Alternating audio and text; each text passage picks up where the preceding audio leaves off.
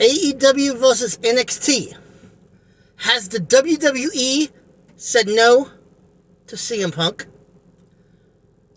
Those stories and more on this edition of Hardcore Wrestling 101, joined with me, Hardcore Christopher.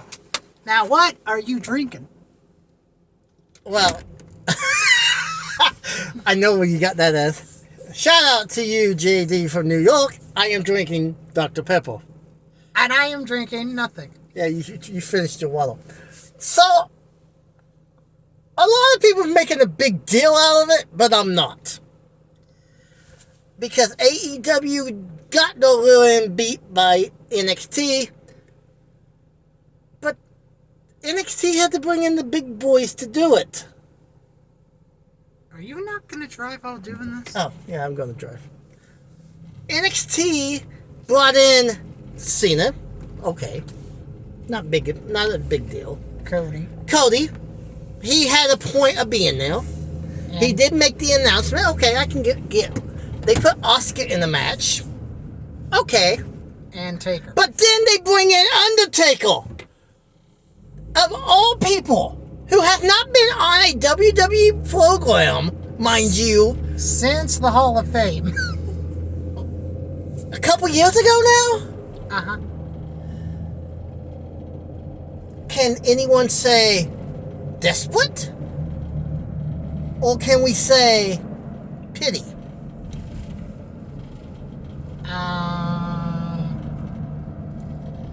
I don't think they needed to bring them, though. That's the thing. NXT have been doing so well, and mind you, AEW has not been doing bad shows. I'm just not at all. I'm surprised Cena stayed around this long. Well, they had a strike up until a couple weeks ago. Well, so did The Rock, and The Rock only showed Rock has other things to keep him busy. He's been in mojo talks with the United States Football League. So, yeah, he has other commitments. Cena, the only thing he did outside of WWE was movies. But, there was already people saying that AEW got destroyed, blah, blah, blah. Yeah, they lost, and they lost big. But I don't think it's as big of a deal as people are letting it on to be. I mean, come on. Besides Adam Copeland, a.k.a. Edge, having his debut match, AEW didn't bring in no new people to counteract that. They did what they had regularly scheduled to do. And I think that's the big key here. WWE went out of their way to bring in people. And you know they had to pay Taker for that appearance. I just wonder how much he got for that one appearance. Probably $1 million. And with all the name power that WWE brought in for this, that rating should have been way past 1 million. It didn't even hit the million. It got close, but it should have been way past that. Unless people just don't care about NXT. And that's what I think. I think people watched it just because of who was going to be on it. Just like it seems like people don't care about Collision.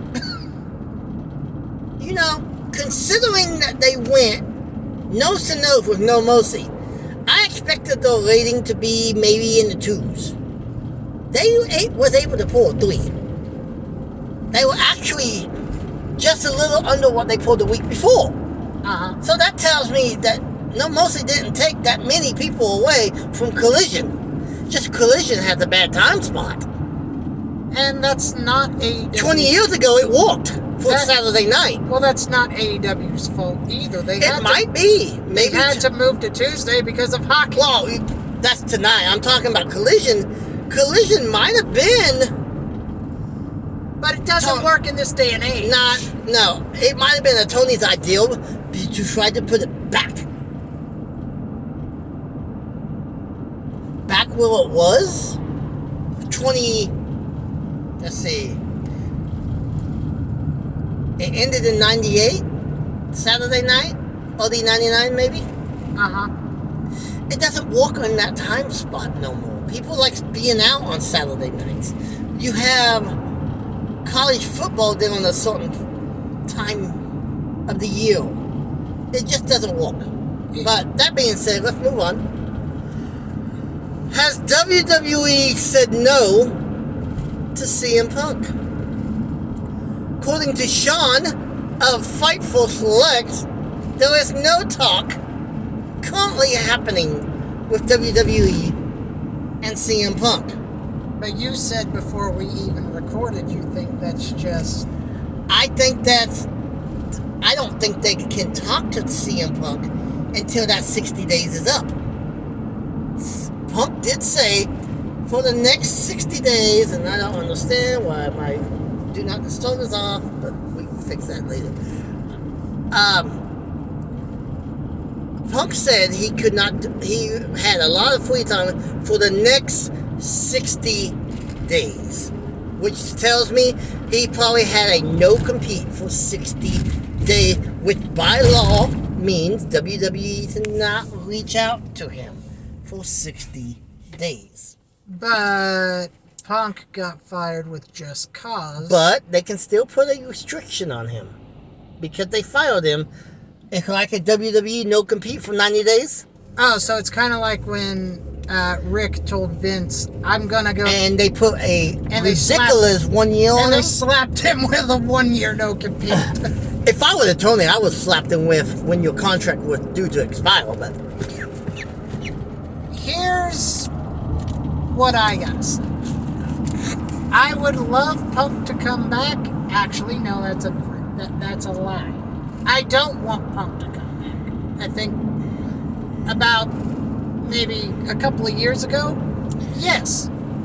Now, I think he's more trouble than he's worth. I think he's more trouble than he's worth. I mean, he reminds me of Brett after the screw job.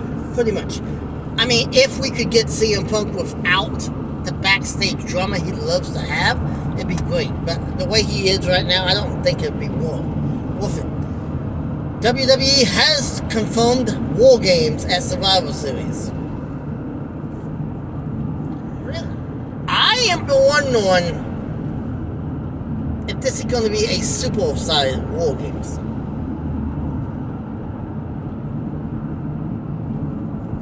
What do you mean? Well, last week on Friday night, the Judgment Day and the Bloodline formed An uneasy alliance? A unholy alliance is what I'm going to call it. Could we see Judgment Day and Bloodline, the entire squad, minus... Well, I guess they could bring in a woman's face quickly. Jade. Yeah, especially if Cody's going to be in War Games, which I see that happening. Okay, let's just say Jade joins Cody's team. So we got... Let's see, there is, in Judgment Day, not counting JD because he's not a official member yet. Oh, JD McDowell? Okay, let's just add him because that'd probably be the way they want to go. And then you have, so you got Finn, Priest, Dom Dom, Rhea, JD. So there's 5. And then the Bloodline, there's currently 3, right? There's Roman, Jimmy, so... Yeah, 3. So could we see an 8-man team for the first time ever? Has there ever been an 8-team War No. Games? The most we've had is 6.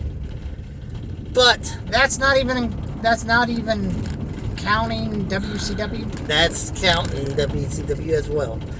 But we might be able to back Roman out.